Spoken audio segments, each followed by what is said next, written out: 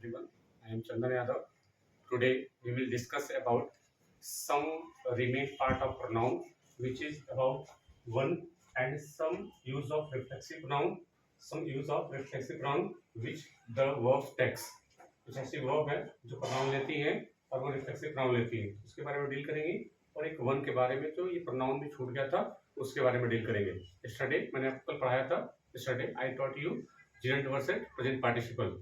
But today the topic is about one and use the reflexive pronoun after these words. आइए देखते हैं, तो पहला स्टार्ट करते हैं। पहला सेंटेंस है, first sentence is one should respect his teachers. नीचे लिखा one should respect his teachers.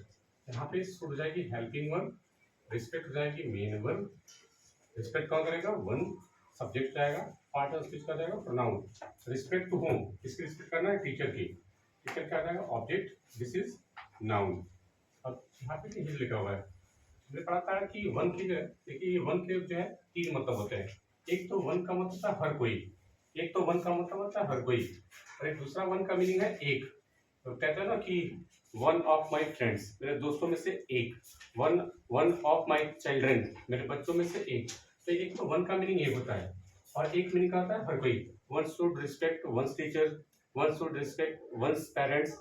हर कोई को, जब इसका मीनिंग हर कोई आता है तो एक तो मीनिंग हर कोई का होता है, दूसरा एक का, और एक उनका तीसरा भी मीनिंग होता है जहाँ पे उसका कोई मीनिंग होता नहीं है, बस वो रिपीटिशन ऑफ नाउन, वो नाउन की रिपीटिशन को बचाने के लिए, मतलब एक नाउन बार बार लिखना ना पड़े उसके लिए भी वन लगा सकते हैं।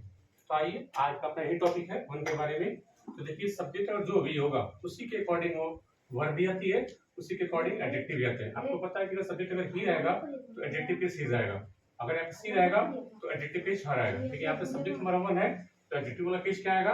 वो आएगा O N E apostrophe S. रखिएगा, ये वन का एडजेक्टिव वाला केस है। वन का जो एडजेक्टिव केस है वो O N E apostrophe S है, तो ये हमारा एडजेक्टिव हो जाएगा जो पोसेसिव एडजेक्टिव कहलाएगा। ये वन का मतलब हर कोई वाला मीनिंग है। One should respect one's parents, हर किसी को जो है अपने पेरेंट्स की जो है रिस्पेक्ट करनी चाहिए। Should helping verb, respect is the main verb and one is the subject, this is a pronoun and parent is object of main verb, this is a noun. And देखिए once लिखा हुआ है यहाँ पे, noun से पहले क्या आएंगे? एडजेक्टिव। अब ये पेरेंट लिखा हुआ है तो उससे पहले ओ एन एस लिखा हुआ है।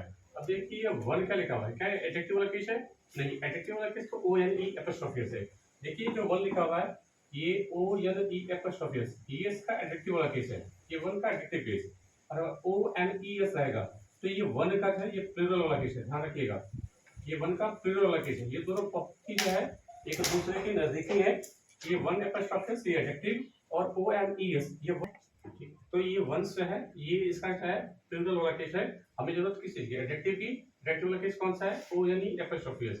तो ऐसे इसको हटाएंगे, O N E apostrophe S put कर देंगे, जो एडजेक्टिव वाला काम करने लग जाएगा। ये एरर करने का होता है बोर्ड के एग्जाम में, तो ये वाला ध्यान रखेंगे कब जो है O N E apostrophe S आएगा और कब जो है ये जो है प्लूरल वाला केस आएगा। प्लूरल केस अभी आप यहाँ पे देखेंगे।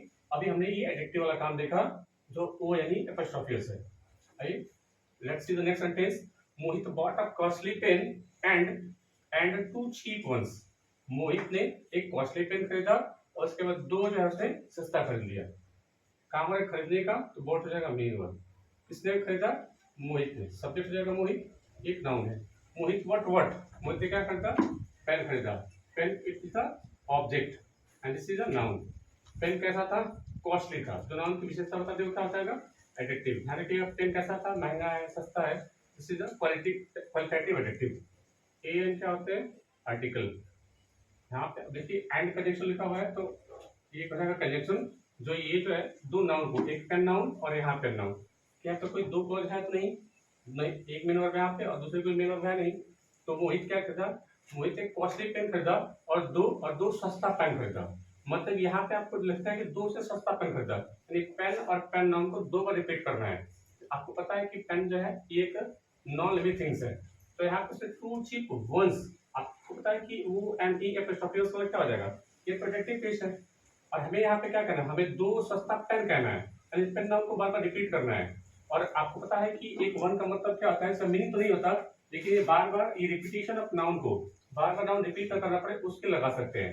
यहाँ पे ओ यानी कि फर्स्ट ऑफ केस लिखा हुआ है, लेकिन नंबर 2 है तो यहाँ पे क्या लगाएंगे, 1 लगाएं या 1 का प्लूरल केस। यहाँ पे 2 है तो वंस कर लेंगे, और अगर यहाँ पे 1 रहेगा तो केवल ओ यानी ई ही लगाएंगे। ध्यान रखिएगा, अगर यहाँ पे 2 है नंबर या ज्यादा है ज्यादा, तो अगर हमें 1 को लिखना है तो ओ एन ई एस लिखेंगे। अगर नंबर हमारा ज्यादा रहेगा प्लूरल रहेगा, और सिंगुलर रहेगा तो केवल 1 आएगा। ये वाला एपोस्ट्रोफी जो है ये एडजेक्टिव वाला काम करता है। तो यहाँ हमने क्या देखा 1 के बारे में कि कैसे वर्क करता है, कब एडजेक्टिव वाला फॉर्म आएगा और कब इसका प्लूरल फॉर्म आएगा। आइए आज का अपना जो नया टॉपिक है, use reflexive pronoun after this verb. ये ऐसी वर्ब है जो अपने बाद केवल और केवल रिफ्लेक्सिव प्रोनाउन लेती है। कैसे रूल बना है, हमें रूल रटना नहीं है, तो हम जो इसको लॉजिकली समझेंगे कि आखिर ये जितनी भी वर्ब लिखी गई है ये आगे रिफ्लेक्सिव प्रोनाउन ही क्यों लेती है। तो here is the first sentence, Sonam introduce to his parents. अब यहाँ पे कहाँ पर इंट्रोड्यूस करने के ये मेन वर्ब हो जाएगी। किसने इंट्रोड्यूस किया, सोनम ने। सोनम हो जाएगा सब्जेक्ट और पार्ट ऑफ प्रोनाउन।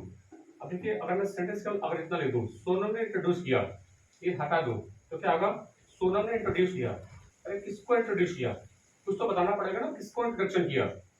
अब आगे लिखा ही नहीं है, ये तो टू प्रीपोजिशन हो जाएगा और ये इसका ऑब्जेक्ट हो जाएगा और ये जो है एडजेक्टिव हो जाएगा। यानी ये जो वर्ब जो है ये इंट्रांजिटिव हो गई। हालांकि देखिए सोनम इंट्रोड्यूस, उसे इंट्रोड्यूस किया, परिचय दिया, किसका परिचय दिया, आगे लिखा नहीं है। अगर आगे नहीं लिखा गया है इसका मतलब उसे खुद का परिचय दिया होगा। यानी खुद का मीनिंग आने के लिए हमें क्या चाहिए, हमें यहाँ पे रिफ्लेक्सिव प्रोनाउन की रिक्वायरमेंट है। और सोनम लड़की है तो यहाँ पे हरसेल्फ लिखेंगे। हालांकि ये सभी वर्ब जितनी भी है ये रिफ्लेक्सिव प्रोनाउन इसलिए लेती है क्योंकि ये सभी जो है ट्रांजिटिव वर्ब की तरह काम कर लेती है।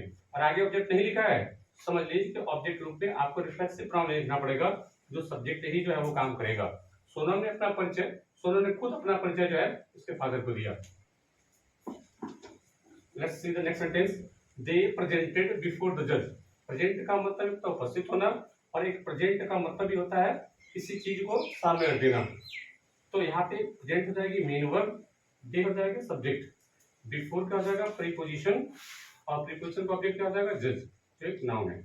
उन्होंने प्रेजेंट कर दिया, उन्होंने उपस्थित कर दिया बिफोर द जज यानी जज के सामने। अरे उन्होंने क्या उपस्थित किया, कोई जो है सबूत, कोई सबूत सामने रख दिया या कोई सा डॉक्यूमेंट्स रख दिया, क्या रखा, कुछ तो लिखना पड़ेगा।